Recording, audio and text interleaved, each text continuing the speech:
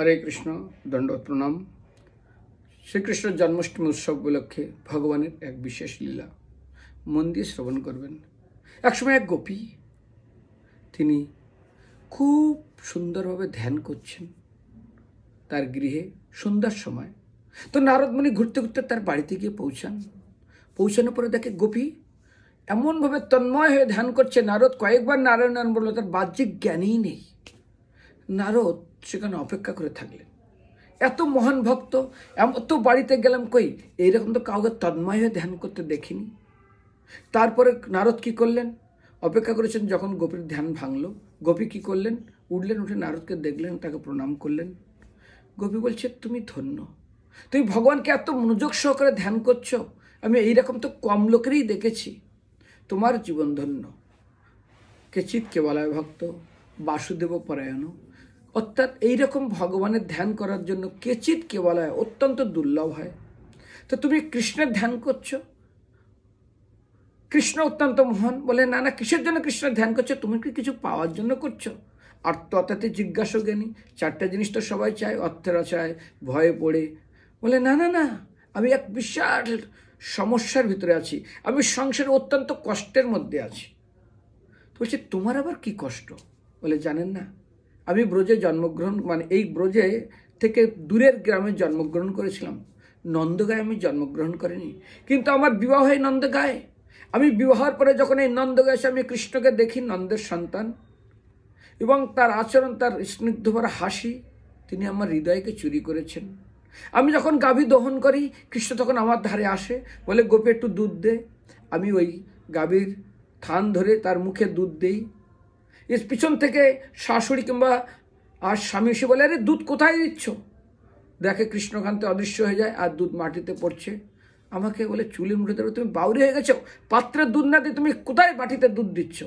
জানেন না, কৃষ্ণ আসে, আমি যখন দুধ গরম করি, কৃষ্ণ আসে। কৃষ্ণ এসে আমার সঙ্গে কথা বলে, আমি দুধ গরম করতেই থাকি। তখন তো গ্যাস ছিল না, দুধ উল্লিয়ে যায়, তারপরে উল্লিয়ে মাটি আগুনে পড়ে যায়, দুর্গন্ধ বেরোয়। কিন্তু কৃষ্ণের সেই মনোমুগ্ধকর হাসি এবং তার কথা, তার দৃষ্টি, তার ভঙ্গি, আমি এত তন্ময় হয়ে যাই, দুধের গন্ধ, পোড়া গন্ধও লাগে না, আর তার খেয়াল থাকে না। তখন শ্বশুর, শাশুড়ি, স্বামী, তারা এসে আমাকে বিভিন্ন রকমের তাদের কথা শুনতে হয়, বিভিন্ন রকমের তাদের উৎপীড়ন সহ্য করতে হয়।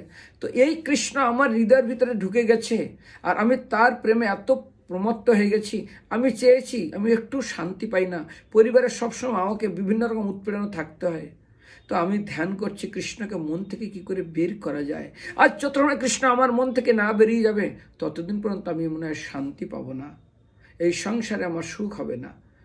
তখন নারদ তার চরণে প্রণাম করেছে, বলছে, আজ পর্যন্ত জীবনে দেখিনি যারা কৃষ্ণকে তার হৃদয়ে দর্শন করার জন্য কোটি কল্প অর্জিতম, কোটি কোটি অল্প ধরে তারা ধ্যান, যোগ, তপস্যা কি না করে।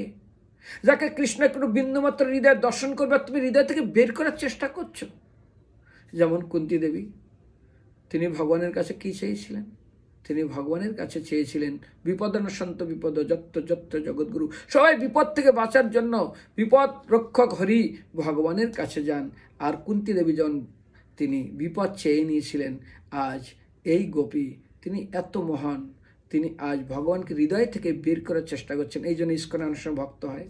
ইস্কনের ভক্তদের যখন ইস্কনের ভক্ত হয়, স্বামী ডিস্টার্ব করে, মানে বিভিন্ন রকম উৎপীড়ন করে, শ্বশুর শাশুড়ি সবাই, কিন্তু ইস্কনের ভক্ত হওয়ার ফলে তিনি সব কিছুকে মেনে নেয়। ঠিক না, যেমন হরিদাস ঠাকুর 22টা বাজারে পিটানোর পরেও তিনি ছাড়েনি কৃষ্ণভক্তি। কৃষ্ণভক্তির এমন একটা আনন্দ, কৃষ্ণপ্রেমের এত একটা আনন্দ, যা সমস্ত দুঃখকে সমাপ্ত করে দেয়, দুঃখকে দুঃখ মনে করে না।